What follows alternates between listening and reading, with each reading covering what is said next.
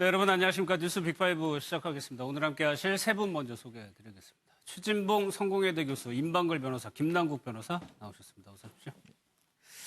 오늘도 이어 특검 수사 상황부터 살펴보겠습니다.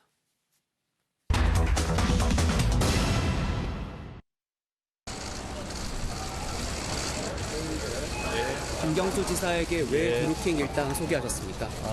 저는 오늘 참고인 자격으로 특검에서 조사를 요청해 와서 오늘 이렇게 출석을 하게 됐습니다.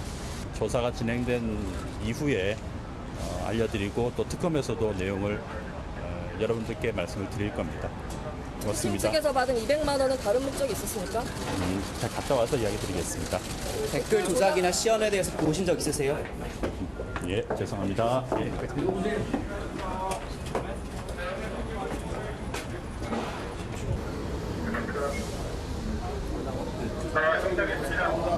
김경수 지사에게 드루킹을 왜 소개하신 겁니까? 오늘 모든 내용을 가지고 있는 그대로 소상하게 소명했습니다. 빠른 시간 안에 이 브루킹 사건의 진실이 좀 잘 밝혀지기를 그렇게 기원합니다. 고맙습니다. 자, 죄송합니다. 200만 원 아까 나와서 말씀 주시겠다고 하는 부분이 있습니다. 아까 나와서 구체적으로 말씀해 주신다고 하죠. 엄청 기다렸는데요. 한 말씀 해주시죠.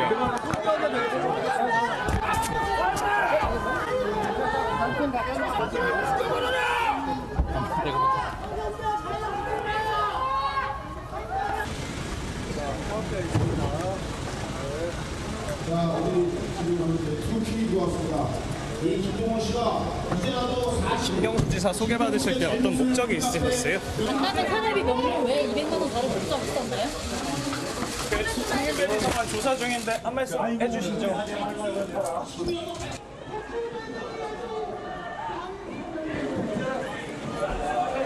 김경수 지사 무슨 목적으로 소개받으신 겁니까? 간담회 사례비 왜 200만 원 다른 목적이 있는 겁니까? 한 말씀 해주시죠. 속임배 비서가 많이 들어봤죠. 이해돼서 한 말씀 해주시죠.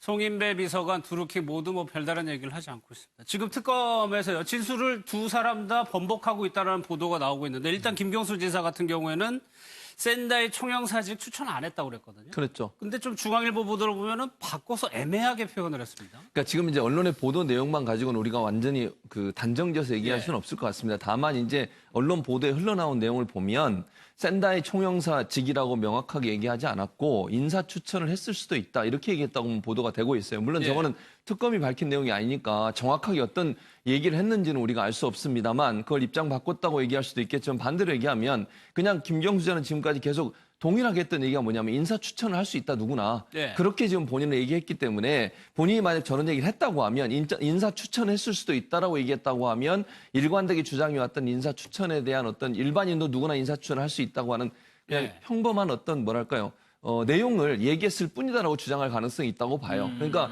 예를 들어서 특별히 샌다이 총영사라는 말을 하지 않았고 왜냐하면 지금 저걸 물어본 이유는 드루킹은 샌다이 총영사라는 명확한 직함을 얘기하고 지금 얘기했다고 얘기하지 않습니까? 그런데 김경수 지사는 그런 얘기를 한 적이 없다라고 부인하면서 인사 추천했을 수도 있다라고 얘기했기 때문에 만약 저게 문제가 된다고 하면 김경수 지사 입장에서 항상 내가 지금까지 일관되게 얘기했던 것이 나도 인사 추천을 할 수 있고 좋은 사람이랑 누구든 인사 추천을 할 수 있는 것이 현 정부의 정책이기 때문에 그 정책에 맞게 행동했을 뿐이다라고 주장할 가능성이 있다고 보여집니다. 뭐 그런 얘기도 했었죠. 그 기자회견에서. 그런데 기사 내용을 보면 그런 게 아니에요. 특검에서 뭔가 압박을 하니까 문자 메시지 보여주고 통화 내용 보여주니까 이런 말이 나왔다라고 돼 있거든요. 그렇죠. 이제 대질 신문 과정에서 이제 드루킹 김 씨가 지난해 12월에 김경수로부터 오사카 총영사는 어려운데 샌다이 총영사직은 어떻겠냐라는 전화를 직접 받았다고 이야기를 했고요.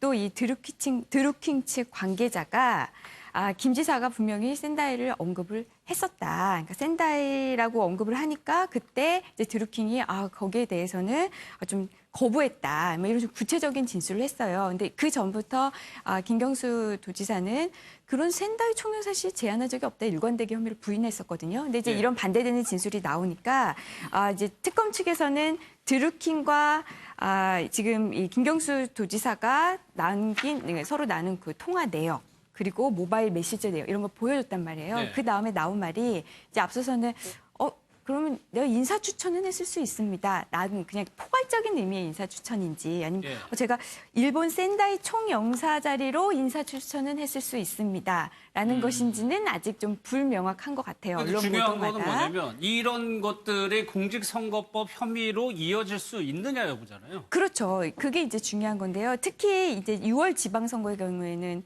공소시효가 아직 4개월 정도 예. 남아 있잖아요. 만약에 이 댓글 작업과 내가 총영사직이든 뭐 인사 추천이든 이게 그것과 연계돼서 대가로 내가 이렇게 인사 추천을 해주겠다. 센다이 총영사로 인사 추천을 해주겠다. 그러니까 묵시적으로 이거 좀 댓글 계속 잘 해달라. 이런 게 만약에 입증이 된다라고 한다면 입증이 공직선거법 위반이 충분히 될 수 있죠. 예. 드루킹도 지금 진술이 계속적으로 변하고 있는데 이게 드루킹 얘기는 좀 더 중요해 보여요. 일단 킹크랩 시연할 때 그 장면. 목격자가 3명이 있다고 저희도 전해드린 적이 있었는데 그거를 바꿨단 말이에요. 네, 굉장히 좀 중요한 내용에 있어서 진술이 좀 바뀐 것으로 보이는데요. 예. 이 드루킹이 처음에 이제 옥중 편지를 통해서 킹크랩과 관련된 부분을 이 김경수 지사에게 시연을 했다라고 이야기를 하고 있고요. 그 자리에 나만 혼자 있었던 것이 아니라 여러 명이 이제 이것을 목격을 했기 때문에 이 내용을 부인하기 어려울 거다. 김경수 지사가 발뺌하기 어려울 것이다라고 이렇게 이야기를 했는데 예. 이 9일 대질 신문에서는 이 김경수 지사와 이 독대 자리에서 킹크랩을 시연했다라고 이렇게 이야기를 하고 있고요. 또 이 김경수 지사가 회식비 명목으로 100만 원을 또 이 경공모 회원과 드루킹에게 줬다라고 이렇게 진술을 했습니다. 예. 그런데 이 내용도 사실은 또 전달받았다. 그 자리에 모임이 있었던 사람들도 이 내용 자체 전혀 모른다라고 이야기를 하면서 드루킹과 이 경공모 회원들 사이에 해당 내용을 놓고 이 진술이 엇갈리고 있었던 상황이었는데 예. 이 드루킹이 또 대질 조사에서는 이 100만 원을 또 받은 적이 없다라고 이 진술을 번복을 했고요. 그다음에 이제 또 굉장히 또 중요하다라고 이야기를 할 수 있는 이 드루킹이 이 본인의 진술서를 좀 정리를 해놓은 게 있습니다. 이게 오사카 총영사를 왜 가고자 했고 어떻게 이 제안을 했고 부탁을 했는지 예. 해당 내용을 좀 이렇게 USB에 좀 정리를 담아서 해놨죠. 예, 문서로 예. 정리를 해놨는데요. 이 문서 내용을 보게 되면 6월 7일 의원회관에서 이 만나서 김경수 지사를 만나서 이렇게 뭐 했다라고 이렇게 적어져 있는데 이번 대질 신문에서는 드루킹이 이 오사카 청탁과 관련해서 이 김경수 지사를 직접 만나서 이렇게 부탁을 한 것이 아니라 네. 이 김경수 지사의 한모 보좌관을 통해서 했다라고 이야기를 하고 있고 이 6월 7일이라고 문서에는 적혀 있는데 이 다르게 이 시기도 훨씬 더 좀 늦춰진 이렇게 된 겁니다. 그러니까 이 드루킹이 진술한 내용, 그러니까 본인이 작성해서 정리한 내용과 이 본인 진술이 완전히 틀려버려가지고 예. 이 특검에서 드루킹이 굉장히 좀 당황했다라고 이야기를 하고 있고요. 그래서 이제 결국에는 이 해당 내용에 대해서 조금 이렇게 부정확하게 이제 진술을 마무리하는 어떤 그렇게 했다라고 하는데 예. 지금 드루킹이 진술을 번복한 내용을 보게 되면 이 오사카 총영사를 제안한 시점이라든가 아니면은 뭐 킹크랩과 관련된 부분 시연하는 시점과 관련된 내용들에 있어서 그러니까 굉장히 이번 사건에 특검에서 수사를 하고 있는 내용 중에 중요한 혐의와 관련된 진술이 예. 이 뒤죽박죽 혼동하고 있는 그런 상황이기 때문에 특검으로서도 굉장히 혼란스러울 거로 보입니다. 그 아니 중에서 그러면 지금 어떻게 되는 거예요? 그 킹크랩을 봤다는 3명이 서로 다른 3명이 비슷한 내용을 증언을 해가지고 혐의가 더 있다라고 판단을 했는데 독대를 해버렸다고 하면 이 3명의 진술은 거짓말이 되는 겁니까? 그러니까 지금 말씀하신 그 대질 신문에서 지금 드러난 약간 모순점 3가지를 말씀해 주셨는데 뭐 보좌관에게 청탁한 시점이 뭐 6월 7일보다 늦다, 뭐 내가 문건을 잘못 썼다, 뭐 이런 거라든지 아니면 뭐 100만 원 답변 거부한다든지 이거는 좀 어떻게 보면 중요도가 좀 핵심이 떨어진다고 아니에요. 보이고요. 진짜 네. 중요한 거는 그 킹크랩 시연 장면이거든요. 네. 왜냐하면 킹크랩 시연을 만약에 정말 김경수 지사가 봤으면 이거는 정말 이 업무방해 공범으로 볼 가능성이 매우 높단 말이에요. 킹크랩인 것 자체를 그걸 봤는데 이 사람들이 이런 킹크랩을 작동하는 사람들인 거 알았는데 댓글 조작한다는 거를 모른다고 이야기하는 어려운데 예. 문제는 여기에 대해서 지금 킹크랩 이 김모 씨가 굉장히 구체적으로 진술을 했었단 말이에요. 뭐 3명이 있고 뭐 그때 고개를 끄덕였고 이런 이야기가 있었거든요. 네. 특검이 어떤 증거 갖고 있는지 모르겠어요. 하지만 이 만약에 특검이 갖고 있는 가장 중요한 증거가 이 자리에 참석하고 있던 뭐 드루킹 씨와 그 측근들의 그 진술이 가장 중요한 증거였다면 저는 굉장히 흔들리는 진술이라고 보거든요. 왜냐하면 사소한 거는 기억이 흔들릴 수 있는데 독대를 하는 자리에서 보고했다는 것과 3명이 있는 그렇죠. 자리에서 그거는 상황이 보고했다는 완전 거는 다르죠. 이거는 굉장히 그 진술이 크게 바뀌는 것이라서 예. 이건 어떤 영향을 주냐면 단순히 이 진술뿐만 아니라 이 사람이 하는 다른 모든 진술의 신빙성까지 흔들릴 수가 있어요. 변호인은 당연히 이 사람 보십시오. 이 중요한 것도 이렇게 기억을 흔들릴 수 없는 것도 3명에서 1명으로 이렇게 진술을 바꾸는 사람인데 다른 진술도 이거 믿을 수 없습니다라고 공격할 가능성이 아주 높다는 점에서 예. 이 점은 좀 그 김경수 지사 측에서 어떻게 보면은 큰 방어책을 하나 얻었다고 볼 수 있을 것 재판에 같아요. 가가지고요. 그렇죠. 그러면 결국에는 신병 처리를 어떻게 할 것이냐 김남국 변호사 네. 특검에서는 백원호 비서관까지 소환하고 결정을 하겠다고 하지만 일단 구속영장을 청구하는 쪽으로 보고 있어요 언론은. 네, 저는 좀 어렵지 않을까라는 생각이 듭니다. 청구 자체가? 네, 청구 자체가 어렵다라고 보이는데요. 왜 그러냐면 이 구속영장을 발부를 해야 된다라고 한다면 이 범죄의 소명과 관련해서 적어도 뭐 유죄의심증까지는 아니다고 하더라도 이 범죄를 저질렀다고 믿을 만한 정도의 어떤 이 소명은 있어야 되는데 지금 현재 드루킹이 핵심 내용과 관련된 부분에 있어서 이 진술을 번복하고 있는 상황이고 예. 그 외에 경공모 회원들이 또 뭐 일관되게 해당 내용에 대해서 진술을 하면 모르겠지만 경공모 회원들 사이에서도 핵심 내용과 핵심 사실과 관련된 진술이 굉장히 불일치하고 있습니다. 그렇다라고 한다면 적어도 공범관계냐, 과연 드루킹과 김경수 지사가 공범관계에 있냐라는 부분에 있어서 이 구속영장을 발부하는 그 기준 자체, 소명 자체가 조금 어렵다라고 판단할 수가 있고요. 예. 또 범죄의 어떤 소명이 어느 정도 이루어졌다라고 하더라도 이 증거인멸의 가능성이라든가 또 도주의 우려가 있어야 되는데 김경수 지사 같은 경우에는 현직 지사직에 있는 사람이고 또 그다음에 여러 이제 뭐 관련 물품이나 증거와 관련해서는 이미 2차례 압수수색을 통해서 충분히 물적 증거를 확보를 한 상황이고 예. 또 이 범죄가 이루어졌다라고 하는 시점 자체가 이 김경수 지사가 이걸 막 뭘 했다라는 것이 아니라 드루킹이 컴퓨터를 가지고 이 킹크랩이라는 프로그램을 사용을 해서 했다라고 하는 것이기 때문에 사실상 물적 증거와 관련된 부분이 김경수 지사에게 남아있지 않을 가능성이 높습니다. 예. 그렇다라고 한다면 예. 이 법원에서는 과연 지금 이 상황에서 2년이나 지난 이 상황에서 이 현직 지사를 구속할 필요성이 있냐라고 의문을 좀 가질 가능성이 높습니다. 요런 다른 얘기죠. 네, 이런 이제 우려 때문에 만약에 영장을 청구했는데 기각이 됐을 가능성도 이제 네. 이야기가 오간단 말이에요. 기각이 되면은 특검으로서는 타격이 크죠. 특히 이제 이번에 25일 날 수사기한이 만료되잖아요. 수사기간 연장 얘기가 나오고 있는데 아니 그 범죄 소명도 안 된 상태에서 무슨 뭐 연장을 하냐, 뭐 이거 혐의가 없는 거 아니야 이런 이야기가 나올 뿐만 아니라 뭐 수사 운동률 당연히 떨어질 테고요. 이런 상황임에도 불구하고 그래도 영장을 청구하지 않을까라는 가능성이 좀 생각하고 있는 게 예. 이 특검이 우선 출범한 이유가 예. 우선 가장 큰 이유가 지금 김경수 지사와 이 킹크랩의 연관, 드루킹의 연관성이었잖아요. 과연 이 부분에 대해서 영장을 청구 안 하면 그만큼 특검이 수사가 미진했다라는 예. 게 또 자인하는 돼서 거겠죠. 예, 그래서 영장을 청구하는 게 그거는 그냥 어떤 당연한 수순이 아니냐. 이거 예. 해야 되는 거 아니냐 이거죠. 예. 할 수 있느냐를 떠나서 해야 되는 거 아니냐 청구를.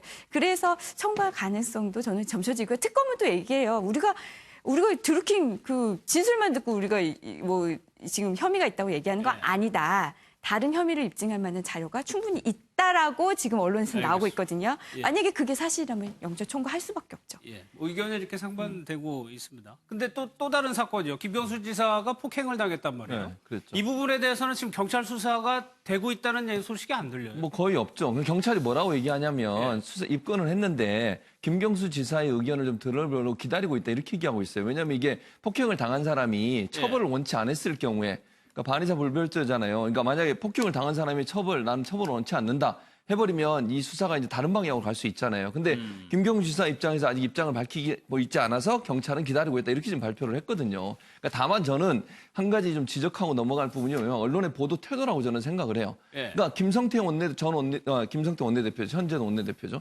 김성태 자유한국당 원내대표가 테러를 당했다고 그렇게 보도하고 이럴 때 보면요. 엄청나게 뭐 백색 테러라는 둥 예. 이러면서 엄청나게 보도를 하고 그 사람 당연히 잡아 처벌한다고 엄청나게 떠들었잖아요.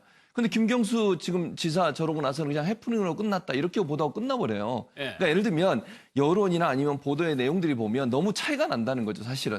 지금 요 상처를 보면 피가 나올 정도로 그러니까 최진봉 교수님은 김성태 원내대표가 맞았던 거하고 같은 등가로 보시는 거죠? 등가로 보는 거죠, 비슷하다? 저는. 두 개가? 그렇죠. 왜냐하면 의견을 달리하는 사람들이 그 사람의 정치적 행동에 대해서 불만을 갖고서 테러를 가한 거잖아요, 결국은. 저는 예. 그렇게 보거든요. 그러니까 김성태 원내대표에게 그런 폭력을 휘둘렀던 사람도 나쁜 사람이고 지금 김경수 지사에게 저런 폭행을 한 사람도 나쁜 사람이잖아요. 자기가 정치적 생각이나 아니면 가치관이 다르다고 해서 저렇게 무차별적인 폭행을 행한다고 하는 것은 그 자체가 문제가 크다고 보는 거죠. 예. 그러니까 민주당 의원들은 뭐라고 주장하냐면 결국 경찰이 좀 대처를 강력하게 해야 된다는 거예요. 그런 부분에 있어서 미진한 부분이 있다고 주장을 하고 있는 거. 경찰은 아까도 말씀드렸지만 반의사 불벌죄이기 때문에 예. 이게 이제 김경수 지사가 만약에 처벌을 원치 않으면 예. 처벌할 수 없는 상황이기 때문에 기다리고 있는 상황이다 이렇게 얘기하고 있는데 어쨌든 이제 언론의 보도 태도를 보면 너무 두 사건을 보도하는 내용이 예. 좀 비교가 해봤을 때 너무 한쪽으로 치우쳐 있다 이런 얘기를 저는 하고 그런가요? 싶은 거죠. 그러니까 예를 들면 무슨 말이냐면 다시 하나 더 부연해 설명드리면 김경수 지사에 대한 폭행은 그냥 뭐 일어날 수 있는 하나의 해프닝 정도로 얘기하고 김성태 원내대표를 그렇게 가격한 거에 대해서는 엄청나게 많이 보도를 하고 문제 있다고 지적을 했는데 예. 이 폭행에 대해서는 왜 그렇게 그런 지적이 많지 않는지에 대한 제 나름대로의 의견이었습니다. 알겠습니다. 그런데 김남수 이게 폭행이 아니라 상해로 간다면 이거는 뭐 반의 의사하고 상관없는 거잖아요. 네, 이제 사실은 그 상해와 관련, 그러니까 폭행이냐 상해냐 이거를 가르는 것은 피해자가 이 병원에 가가지고 어디 다쳤다라고 폭행 피해를 당했다라고 하면서 이 진단서를 제출을 할 경우에 상해냐 이 폭행이냐 이걸 진단서를 제출해야 된다. 네, 보통은 일반적으로는 그렇습니다. 그런데 명백하게 지금 저 사진, 피해 사진이나 이런 것만 보더라도 이게 단순 폭행이 아니라 상해라는 것을 확인할 수가 있거든요. 예. 그렇다라고 한다면 만약 이제 경찰에서 아까 이제 최진목 교수님께서 말씀하신 대로 이 지금 김경수 지사를 폭행한 사람에 대해서 조금 더 엄벌에 처하기 위해서 좀 적극적으로 수사를 해야 되는 것 아니냐라고 하면서 이것을 단순 폭행으로 볼 것이 아니라 상해죄로 입건을 해가지고 처벌을 하는 게 훨씬 더 나은 거 아니냐라고 이렇게 예. 보고 있는데요. 아마 이 부분과 관련해서는 경찰도 충분히 고려를 했을 것으로 보이지만 그럼에도 불구하고 이제 김경수 지사 측에서 이 문제를 뭔가 이게 크게 확대하거나 아니면 키우거나 그렇게 하기보다는 이 어떻게 보면은 이 상대 진영에 다른 상대 진영에 있는 사람이 정치적 어떤 견해나 이런 것들이 다르다라고 하면서 폭행을 하는 것이기 때문에 예. 이 김경수 지사 입장에서는 저것을 정치적으로도 포용하고 용서하는 어떤 그런 모습을 좀 보여주려고 하는 것 때문이 아닌가. 그래서 예. 경찰도 그 입장을 조금 고려를 해서 이 김경수 지사 측에서 이 정치적인 것으로 폭행 사건이 있었기 때문에 김경수 지사 측의 의견을 들어서 이 문제를 해결하고자 하는 그런 의도가 있기 때문에 이것을 막 좀 김성태 전 원내대표에 대한 어떤 수사와 이 김경수 지사에 대한 수사를 좀 달리 봐가지고 하나는 막 적극적으로 하고 하나는 소극적으로 하고 그런 것은 좀 아니라고 보입니다. 알겠습니다.